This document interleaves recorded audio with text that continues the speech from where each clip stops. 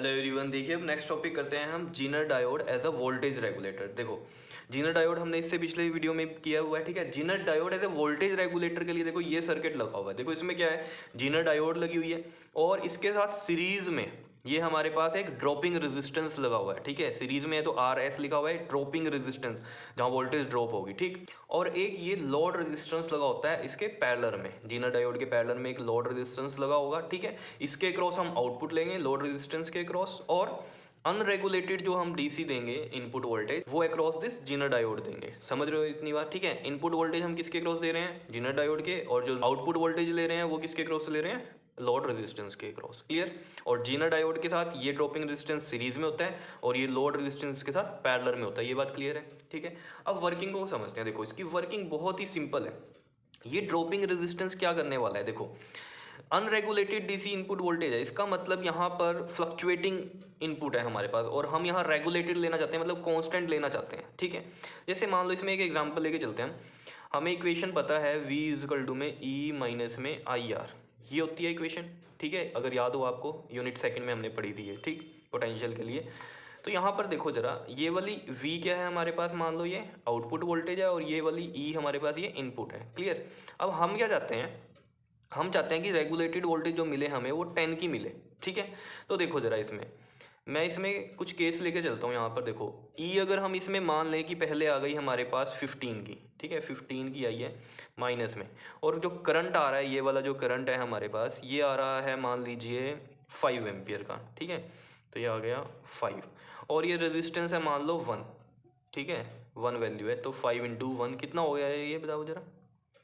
15 minus 5 10 आएगा, ठीक है। इसी तरीके से आप और एग्जांपल हो, और इंक्रीज़ कर रही है वोल्टेज, मान लो ये 20 हो गई, तो यहाँ पर करंट भी बढ़ेगा, ऑब्वियस सी बात है। और ये रेजिस्टेंस की वैल्यू तो यही रहेगी, तो यहाँ भी ये कितना आएगा, 20 माइनस में 10 10।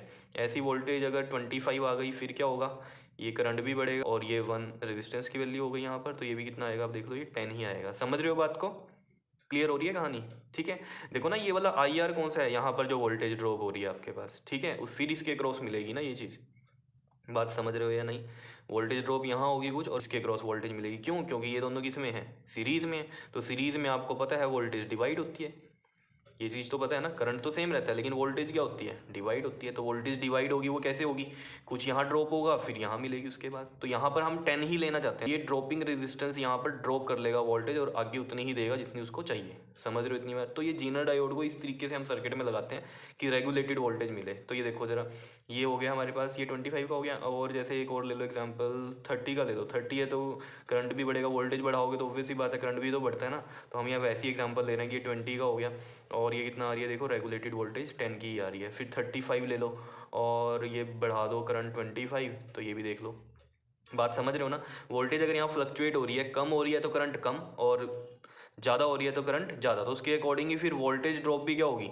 अगर यहाँ वोल्टेज ज़्यादा है तो यहाँ ड्रॉप भी ज़्यादा होगा, अगर यहाँ वोल्टेज कम है तो यहाँ ड्रॉप कम होगा, और यहाँ पर हमें वो कांस्टेंट वे में मिलती रहेगी वोल्टेज, ठीक है। और इसके क्रॉस ही हमने क्या लगाया हुआ है, पैरेलल में लोड रेजिस्टेंस, और पैरेलल में है तो ये क्या होगा, या जितनी वोल्टेज यहाँ होगी इसके क्रॉस सेम ही होती है, पैरेलल में वोल्टेज सेम होती है।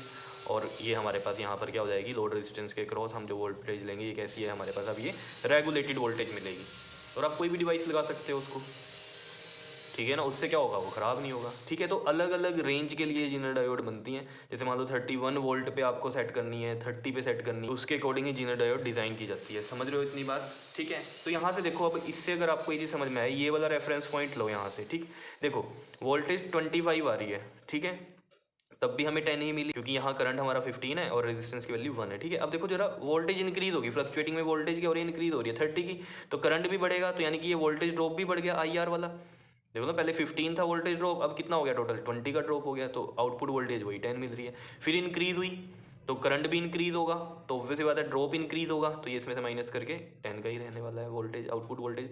ऐसी डिक्रीजिंग में अगर डिक्रीज करेगी वोल्टेज, तो ऑब्वियस बात है करंट डिक्रीज करेगा, यानी कि वोल्टेज ड्रॉप डिक्रीज करेगा, तो नेट जब आएगी हमारे पास वो 10 ही आएगी माइनस करके, ठीक है। और डिक्रीज हो गई अगर, तो उसमें भी फिर क्या होगा, करंट डिक्रीज होगा, वोल्टेज ड्रॉप डिक्रीज होगा, और वोल्टेज हमें 10 ही मिलेगी।